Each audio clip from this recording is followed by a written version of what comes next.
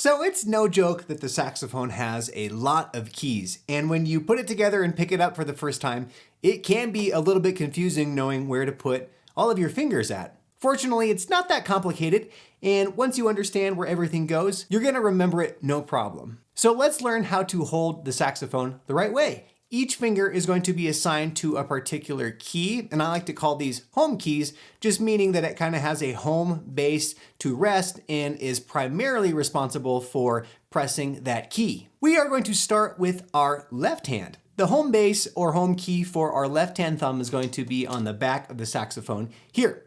We have a key that we call the octave key back here, and we're going to place that left hand thumb just below it on this rest right here.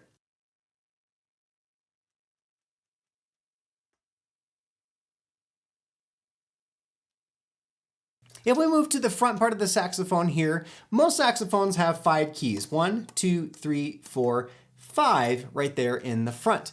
And these keys are going to be assigned to our pointer, middle, and ring finger of our left hand. What you can say to yourself is skip, place, skip, place, place. And that's the exact order of how you're going to place your fingers on these front keys here. Skip, place, skip, place, place.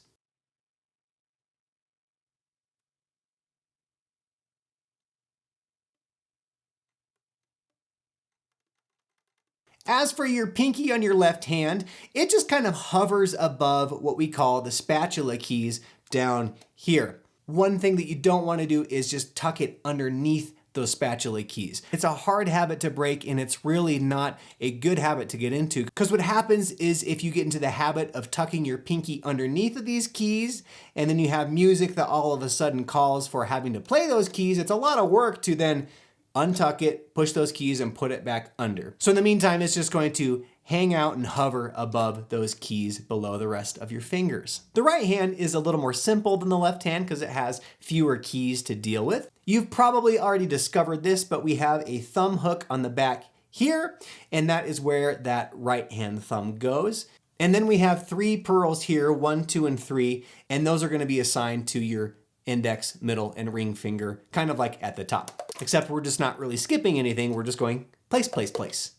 Much like your left hand pinky, your right hand pinky is going to hover above these keys right here. Again, we don't want to anchor that finger awkwardly underneath these keys or put it any other place that is just above these 2 keys down here. So just to recap on that really quick, your left hand thumb is going to be placed on that octave key rest. The rest of your fingers are going to use the pattern skip, place, place with that pinky that just hovers. The right hand is going to be on the bottom of the saxophone with that thumb on the hook. Your index, middle, ring finger are going to go place, place, place, and then your pinky again is going to float above the keys below those. Hey there!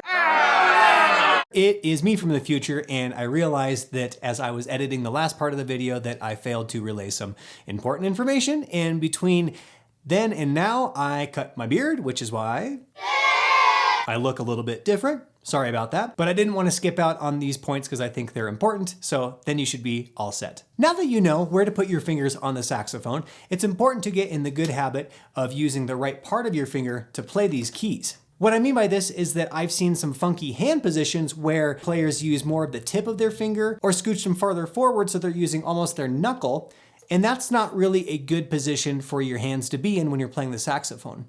The best part of your finger to use is going to be the pads of your fingers whenever you play a key.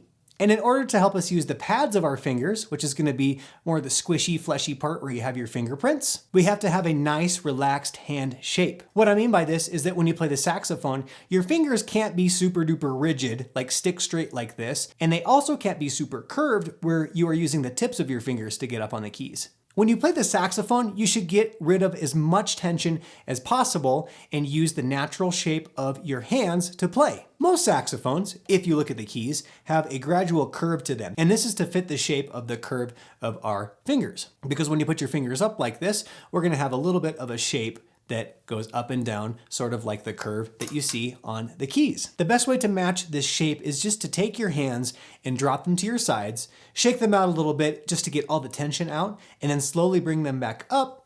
And if you have all the tension out, you're gonna see that in your hands, they come up with a curved shape to them. And if I take my hands and just keep them in this position, then put them onto their home keys, they match the shape of the keys pretty dang good. By having nice relaxed hands, I'm able to access all of my home keys, I'm able to play with the pads of my fingers, and I'm able to do all of that with no tension or extra shape that is unnecessary. My hands just stay curved, relaxed, and hit all the keys that I need to play. So that's pretty much it. Holding the saxophone, as you can tell, is really not that complicated. As long as you have those fingers in their home positions and you're playing with nice relaxed hands and the pads of your fingers are the contact points, then you are doing things right. If you have any questions on how to hold the saxophone or maybe some questions about the extra keys that you see here, I will do my best to answer anything that you want to put into the comments below.